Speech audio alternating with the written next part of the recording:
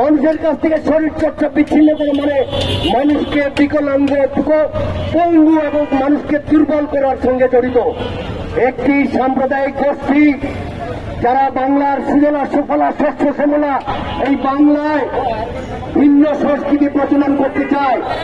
হাজার বছরের বাংলার সংস্কৃতি থেকে মানুষকে বিচ্ছিন্ন করে দুর্বল করতে চায়। সেই সাম্প্রদায়িক শক্তির উস্কানিতে, তাদের প্ররোচনায় এই ইউনূসের সরকার এই সিদ্ধান্ত নিয়েছে।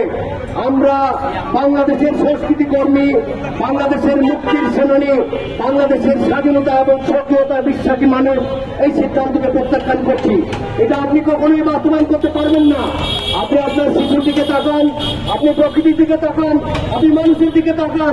সঙ্গীত মানুষের প্রাণ, গান দিয়ে এই মানুষ ভালো দিন আনার জন্য সম্মান করে।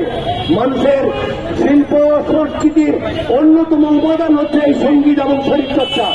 আপনি পৃথিবীর ইতিহাসে দেখুন, আজ থেকে 2500 বছর আগে গ্রিক সভ্যতার সূচনায় পাঠ্যসূচিতে সেই সঙ্গীত ছিল, শিল্পকলা ছিল, শরীরচর্চা ছিল।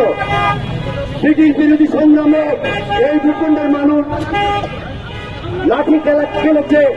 এই মানুষ বিদেশিদের হাত থেকে, ঔপনিবেশিক থেকে মুক্তির জন্য খেলাধুলা এগুলো শুরু করেছে।